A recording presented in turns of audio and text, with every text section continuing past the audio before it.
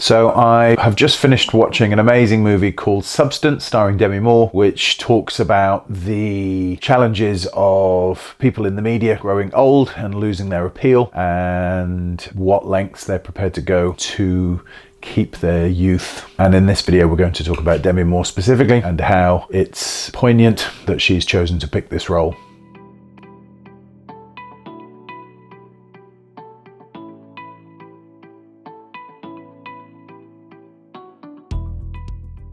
I've just finished watching a movie with Demi Moore called Substance, where she trades her well-being to keep her youth and stay in the public eye. And we're going to discuss Demi Moore and how she may have also done the same thing in real life. If you've been to the channel before, then welcome back. If you're new to the channel, then welcome. Substance is a movie released in 2024 where Demi Moore, the lead character, loses her job because she's simply not youthful or pretty enough anymore. And she comes up with a plan where she compromises her health and well-being to create a young version of herself who can carry on enjoying the benefits of youth and beauty. Now, in plastic surgery, this is obviously quite a poignant movie subject. It's exactly what we deal with every day to some degree. It's an excellent movie, but what I'd like to do is actually talk about Demi Moore and the choices and compromises she's made to keep her beauty and to keep her youthfulness in the Hollywood environment, where this is obviously an absolute key requirement of being in the movies. Demi Moore was born 62 years ago. She looks absolutely fabulous for her age. And in the 1980s, she rose to stardom. And in the 1990s, she was the best paid actress in Hollywood. If we look at this first photo, we can see how fundamentally beautiful she is.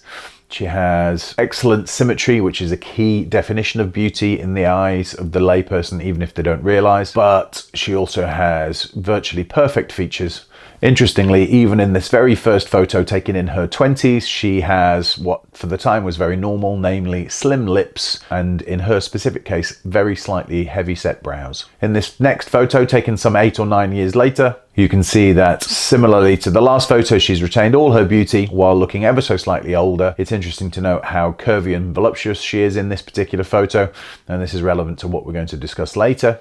Here she is a few years later with her soon-to-be husband Bruce Willis. There's no obvious changes in my point of view between this photo other than some age-appropriate changes, but nothing particularly drastic. Now, interestingly, this photo is another 15 years later in the 2010 to 2015 era. You can see that there are now some age-related changes affecting her face. She's remained her slim, athletic self, but often as a compromise of being slim and athletic into your 40s and 50s, you tend to have a slightly chiseled look to the face, not soft and delicate, but more chiseled and athletic. You can see this in her cheeks, where she doesn't have the same soft tissue volume. You can also see how the soft tissue volume on her cheeks is starting to descend. She's smiling in this photo, but it seems like she has the early development of nasolabial lines. In this next photo, taken probably 10 or 12 years ago, she still has the same classically beautiful face, but you can see she's now a little more athletic. The difficulty with this in your 40s and early 50s is that what you gain in terms of your athletic shape of your body, you tend to lose in terms of softness in your face. So you can see here that she has some loss of volume in the cheeks.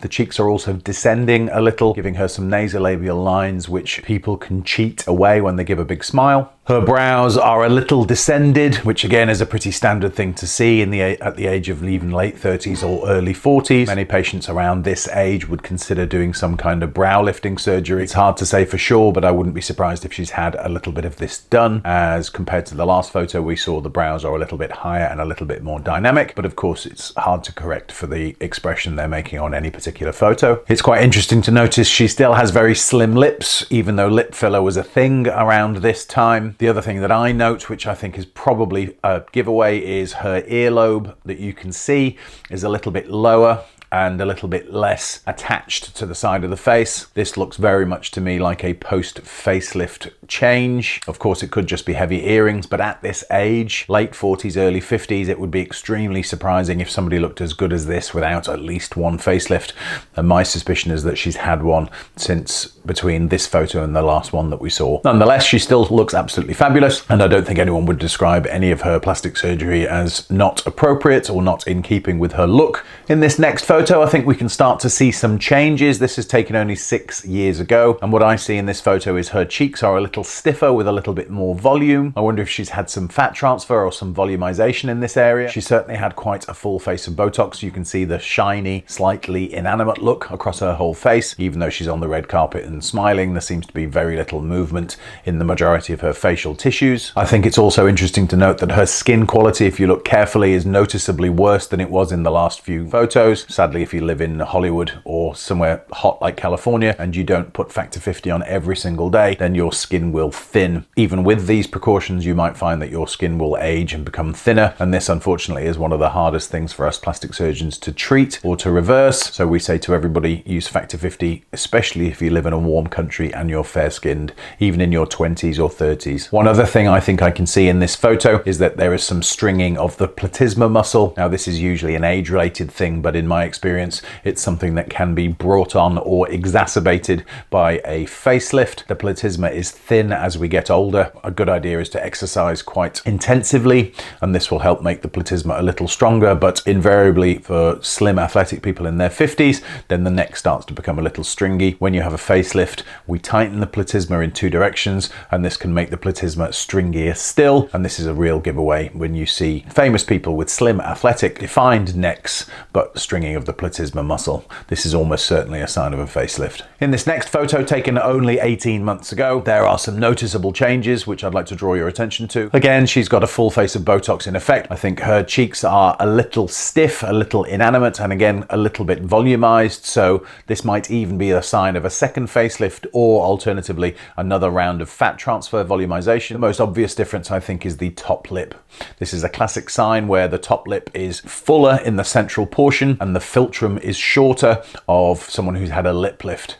Now, a lip lift is a very successful operation in my experience, but it does fundamentally change the spatial relationships between the nose, the top lip, and the wet and dry mucosa. And in Demi's case, in this photo, you can very clearly see that it all looks different. If you look extremely carefully on some other photos, or as I watched the movie just the other day, you can see that the lip lift incision is quite clearly visible just under the nose. It was a bullhorn type lip lift, which is what we do most of in plastic surgery, but it classically leaves the lateral corners of the lip unlifted with the central portion of the lip noticeably lifted. The other thing I notice is she's extremely chiseled in this photo. She's clearly been exercising very, very intensively, and her jawline and neck are almost completely bereft of any fat. And again, on this zoomed out photo taken at the same time, you can see how slim her arms are and how slim her chest is. You can almost see some ribs above the breasts. Also interesting to note from my point of view is she's clearly had some implants in place, and these implants are a little full for her frame now. This is a classic sign of someone who's lost breast volume but still has implants, and they look a little bit stuck onto the chest. Again, I was watching the movie where there's a lot of nudity, both of Demi and her co-star, the other youthful, prettier version of herself, and Demi quite clearly has a number of surgical scars which the directors have done a great job of hiding, but every now and then you can catch either the scar under the nose, the lines under the chin, or also I noticed that there was a mastopexy scar in one image in the movie. This is not at all surprising. If you have breast implants in your 20s, 30s or 40s, then by the time you get to your 50s and 60s, then there will need to be some tightening of the skin envelope as you lose breast volume, but this is quite noticeable in some parts of the movie. I think another thing to note in this photo is that her skin quality again is suffering through age and sun exposure. The skin quality on her arms is a little fine and papery with some pigmentation change, and also the skin on the décolletage, the chest area below the neck, is also a little bit fine. This next photo is a screenshot taken from the movie, and I think the lip lift result can be very clearly seen in this particular image. The next image is also taken from the movie, but I suspect from a continuity point of view, these two scenes were shot a little bit apart because she seems noticeably slimmer and more athletic in the cheeks. In this second photo, again, you can see the lip lift, which has been highlighted by the lipstick that she's wearing in this particular shot. And interestingly to me, and I noticed this in a few frames in the movie, that actually it's a little asymmetric. The left side is a little taller than the right. In this final image, which I don't think is actually all that representative of the way she looks, she certainly looks a little bit unusual, not herself. The cheekbones are extremely rigidly defined, and this is certainly due to makeup, but I suspect there has been a facelift soon before this image. The lip is extremely high in the middle with the philtrum looking noticeably shorter, and again, I suspect that this image is taken very recently after some cosmetic surgery where everything hasn't had a chance to soften and settle. settle, probably within 3 months of her last operation, and I suspect the last operation was a facelift and an upper lip lift. Overall, props to Demi. She's almost faced her own demons that she's experienced in life head on in this movie role. She has taught us all in stark detail how holding on to appearance is virtually impossible, and it's an interesting role that she plays. The subject matter is quite appropriate for the modern day, and it's certainly very appropriate for what I do for a living, and I can only recommend that you go out and see what is otherwise an extremely good movie, brilliantly acted, which tells a very dark, sinister, but very relevant story. If you enjoyed this video, then please like, subscribe, and by all means leave a comment. Let me know if you have any video ideas you'd like me to film. Other than that, I really look forward to seeing you on the next one.